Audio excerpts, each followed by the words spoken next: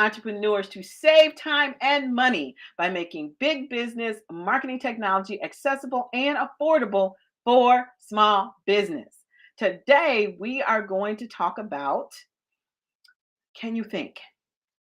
We're on Wednesdays on sustainability, and in our boss acronym, S being for sustainability applies to me. Some people may disagree because I'm thinking of making your business, creating your business, and growing your business in a way that it is sustainable. It can run without you, but not waiting until it's time to sell or time to do other things, but really building into your business the mindset, the culture, the systems, the processes that allow you to grow as you go and not have to, kind of step back and retool every single time you want to make a move. So that's what sustainability means to me. But today, I have a really interesting, I think it's interesting topic because it's not something that people talk about a lot. And for me, it really reinforced the importance of the business plan. Now, so there's a guy out here.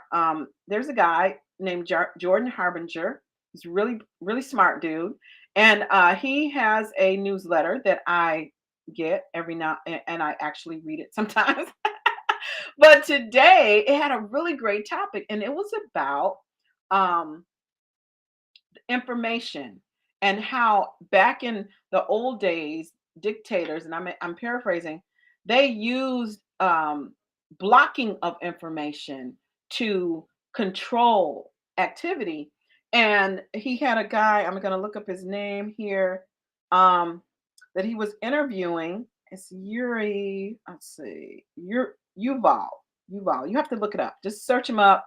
The name of his newsletter is We Bit Wiser, Jordan Harbinger. But so what he's saying is that back in the old days, the evil people, whoever they are, would block information to keep you uninformed. And but now, because there is so much information and data available, the opposite is true. So that means that um, there's an abundance of information. So we flood your sources with information. And in this newsletter, he talks about how there's misinformation. It could be accidental or intentional, but then disinformation is when you actually put a more information out there with the intent to manipulate or direct the activity of a group of people or people in general, whatever it is. And this made me think about you and I as entrepreneurs because the only way, and this is originally the reason why I even started a marketing agency and marketing automation in particular, is because I felt like as a new business owner or new entrepreneur, the deck was like stacked against you because there was so much marketing information out there that you inevitably would just kind of pick something and run with it, even though it wasn't in your best interest. And there was no real single source where you could go to get a fair, understanding of the options so you could make an informed business decision.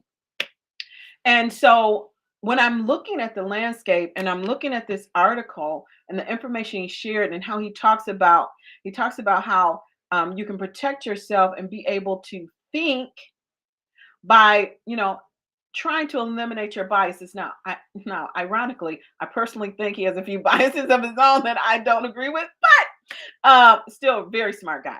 So the point is that as an entrepreneur, the only real effective way for you to be able to sift through the information out there is by having your own business plan and being very intentional and directed about running your business. Now, that sounds like, well, of course I run my business, Jewel. Who do you think you're talking to? But what I mean is that as an entrepreneur, well, let me just talk about me, okay? When I first became an entrepreneur, it was more about I'm just trying to get the stuff done. I just got to get some business, I got to get some customers. I need to do this, I need to do that. It's just busy.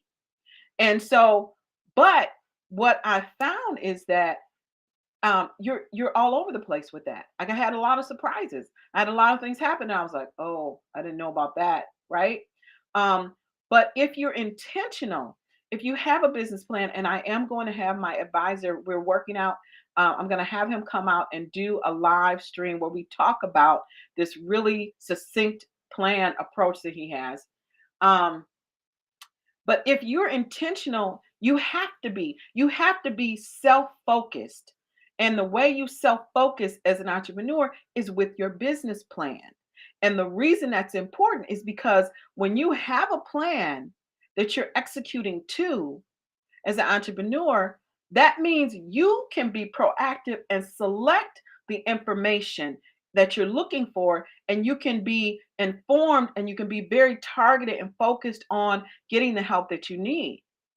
The opposite is true if you don't have the business plan.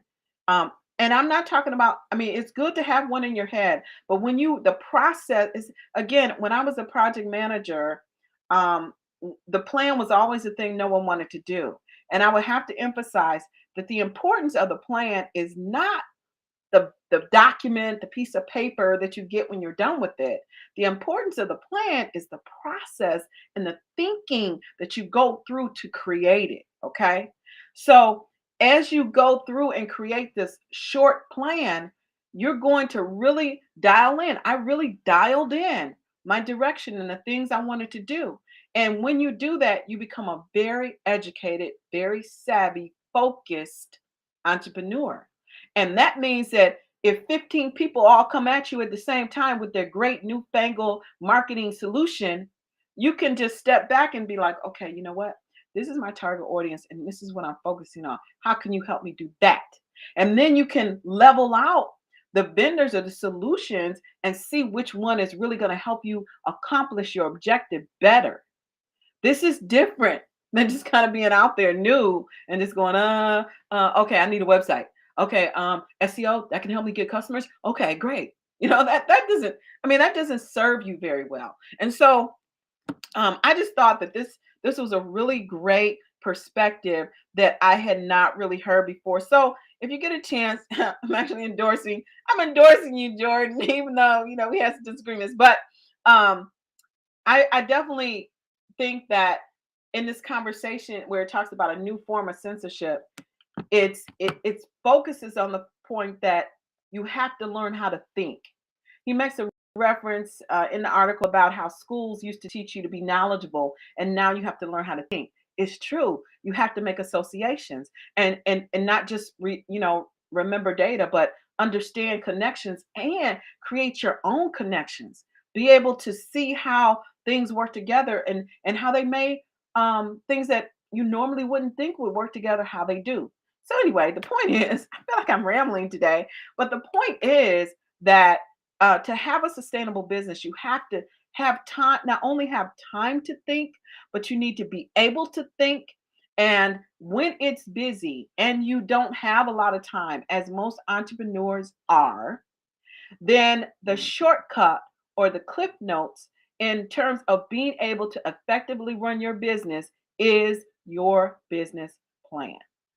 And the ability to have that document as something you can use and run with every day, and then focus on obtaining support and help based on the plan, it's going to serve you. Now, I'm not saying don't be flexible.